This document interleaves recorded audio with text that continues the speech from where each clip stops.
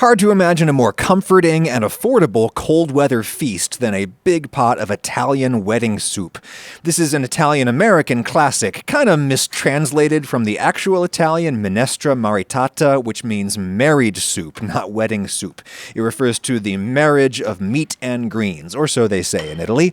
In a red-checkered tablecloth Italian-American joint, it's generally going to be in a chicken broth, often made with chicken meatballs, or some kind of white meat in the meatballs. All of this came to mind when I went to the store the other day and they had chicken leg quarters on crazy sale. I've got almost 5 pounds of meat and bone here for less than $5, a little over 2 kilos, from nice free-range chickens too. I'm sure it's old meat, but what do I care? I'm going to pulverize it.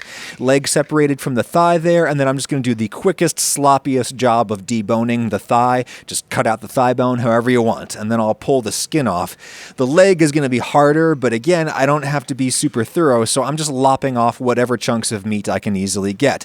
If you come across those ropey tendons, you might try to keep those out. They don't grind up very well into meatballs, but they're very soft on a chicken, so it doesn't really matter. It would matter with a turkey.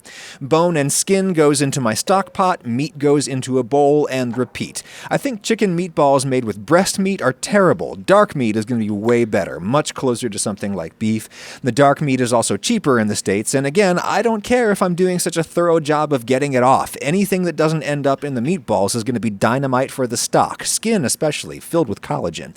Certainly, you could make this recipe with some store-bought stock and a couple of pounds of whatever ground meat they have at the store. I just think it's fun that for $5 worth of meat, we're going to have about the finest chicken soup achievable on this planet. And you don't have to have an actual stock pot for this, just any big heat-safe thing that holds water. Done. I've got some old vegetables left over in the fridge, an onion, a few carrots, a couple stalks of celery, whatever you got is fine. And you could make the stock on the stovetop, but I'm doing the oven today under the grill/broiler. I just want to rapidly produce some brown flavoring, and the red-hot top element will do that very quickly. A little too quickly there. Doesn't really matter for broth if that's a little bit burned. The burned flavor will be diluted. Give that a stir and back under the heat for a few minutes. You could skip the browning entirely and make what they call a white chicken stock. That's nice too, but I want something more robust today. Again, you could totally do this on the stovetop. Just fry the stuff around for a few minutes on the stovetop until you got some brown. That's good enough for me. Now goes water, filtered water from my fridge, because bad tap water makes stock that tastes like dishwater. Cover everything all the way up, and again, you could just simmer that on the stove, but I'm lidding that up and putting it in the oven at just 200 degrees Fahrenheit, 95 C until tomorrow. Overnight or up to 24 hours. If you're in a hurry, do it at twice those numbers for just a couple hours. It'll still be nice. Almost as nice as this Airstream Interstate 24X that you could win from the sponsor of this video, Omaze. Omaze is a company that does prize giveaways to raise money for charities. Today we're raising dough for the Jimmy Johnson Foundation that supports education for needy families here in the U.S. Donate $10 via my link in the description and you'll automatically be entered for a chance to win this baby. I can make some soup in that kitchen with 2-burner cooktop, microwave, and fridge. The Airstream Interstate 24X sleeps 2 and seats 6. Make your friends sleep in a tent.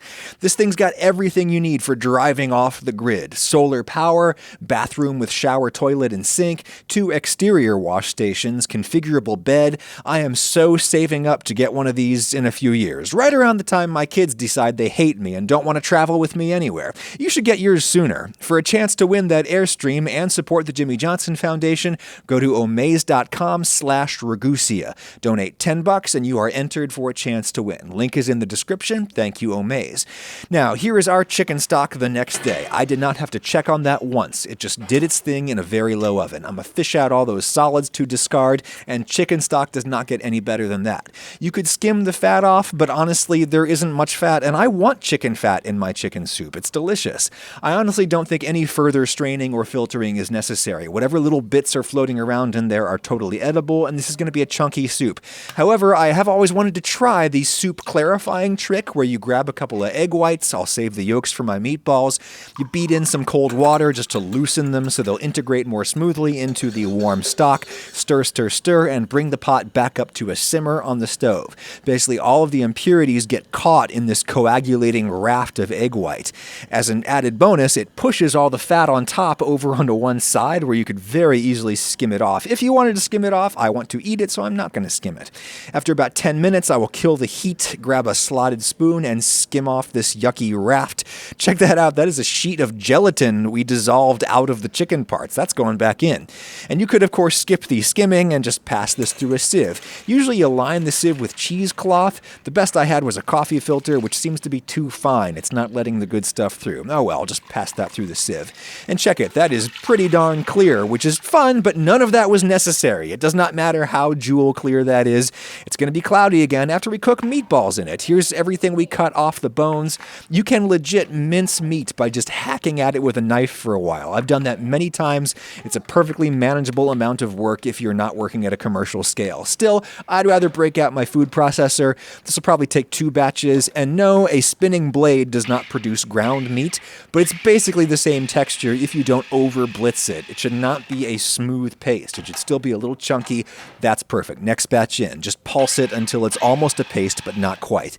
All right, in goes my egg yolks for binding, mother and child reunion, a giant pile of grated pecorino or parmesan cheese. Pretty standard for any Italian-American meatball, such as myself. Bad news, I'm out of cheese. Good news, I now have a cheese rind, which is great for soup, you'll see. Breadcrumbs, whatever kind you got, but I increasingly think panko is best for everything. If I'm judging by dry volume, which I am, I generally go for like a quarter breadcrumbs in my meatball mix. Grind in a ton of pepper, there's a lot of meat to season here, maybe a little red pepper flakes just for fun, some garlic powder or fresh garlic if you've got it, and I think I'd rather have my dried herbs in my meatballs as opposed to floating around in the broth. So lots of dried thyme, oregano, sage is super nice with chicken, and maybe a little too much. Sage is super strong. And I'm going to guess like 2 big pinches of salt for this much stuff. If I have it, I do like to snip some fresh parsley or basil or something into meatball mix. It looks pretty and it functions like structural mesh, reinforcing the delicate ball. I really should have a much bigger bowl for this, but I'm committed now. Get back in there, you. Once I've got this all mixed up, I will sacrifice a little bit of it to the microwave so that I can do a quick taste for seasoning. Actually, not that bad, and the salt is just right. I do think we'll need some more fat for moistening since chicken is so lean compared to ground beef or sausage. Olive oil is great, but if you skimmed off that chicken fat, you could mix it right back in, right there. Roll these into meatballs. You could either go for meatballs so small you can eat them with a soup spoon, or you could go for meatballs large enough they'll be easy to grab and break up with a soup spoon. I was going for the former, and I ended up with the latter because I always do. Real quick, I'll prep my first phase vegetables. An onion, any onion. For chunks in a soup, I like to French the onions or do little wedges. Those look pretty floating around, and they're slurpable. Some carrots. With thick boys like these, I like to slice them into quarters. That should be a manageable shape and size for a soup spoon. My broth is simmering and ready, though I will augment it with like half a bottle of white wine. I'm sorry, but this just makes the soup so much better, so much brighter and sweeter. I have my doubts about bay leaves, but you definitely do actually taste them in chicken soup. The flavor here is subtle enough that the bay leaves shine through. And the best Italian soup trick ever is to throw in a cheese rind that you would otherwise just throw away. Tons of flavor in there. And I'll give this a couple of pinches of salt to get it going, but we can always add more to taste later. Veg goes in. You could do celery, you could do all kinds of things, but right now we're only doing the things that can handle long cooking. The greens will wait. And the meatballs you could just drop in too. Let them poach in the broth. Lots of people do wedding soup just like this. Couldn't be easier. I'll do a few of those so you can see how they come out poached. For more robust flavor, yeah, you'll want to brown them first. I highly recommend a non-stick pan. Chicken meatballs especially are very delicate and likely to break when you try to push them off a sticky pan. You don't have to get them cooked all the way through, just get some flavor on their crusts. Into the broth they go. Next batch in, and another way of doing this is to just shake the pan. The unbrowned sides are heavier, so they roll to the bottom, which is where you want them. Not as precise as nudging them around with a spoon, but good enough. Everybody in the pool. Also time for some little pasta, orzo, couscous, whatever. I imagine this originated as a way of using whatever crumbled up little bits of pasta you have left over. Just don't put in too much. It's going to expand like, whoa. I only put in half that 500-gram package, and that was too much. And now you just simmer this until the veg is soft and the meatballs are cooked through. I maybe gave it like half an hour, but that's super flexible. Plenty of time to prep the greens. Any dark leafy greens you like. This is kale, but I highly recommend looking for a curly variety. The curls kales are better at holding on to broth as you spoon the pieces into your mouth. The greens come out kind of juicy.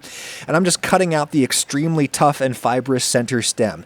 You could cut that up and put it in the soup, but put it in with the carrots and everything so it has way more time to soften. This is about a pound, half a kilo of kale, which might seem like a lot, but honestly, I wish I'd bought twice as much. It wilts down a ton. Oh, here, let me show you something that looks gross to normal people, but people who cook know better. Check out the gelatin solidifying on top of my soup. That's how you know you made good stock. The soup could hold as is for hours, but I like to put in my greens like 10 minutes before I plan to eat. They're fine if you overcook them, but I think they're better if you don't. See, check how much those wilted down.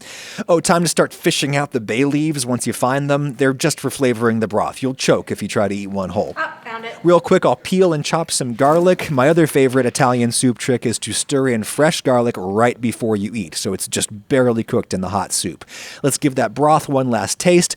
Honestly, I think I nailed that, which is bad because I try to be conservative with my salt. You can always stir in a little bit more at the end when you can taste it.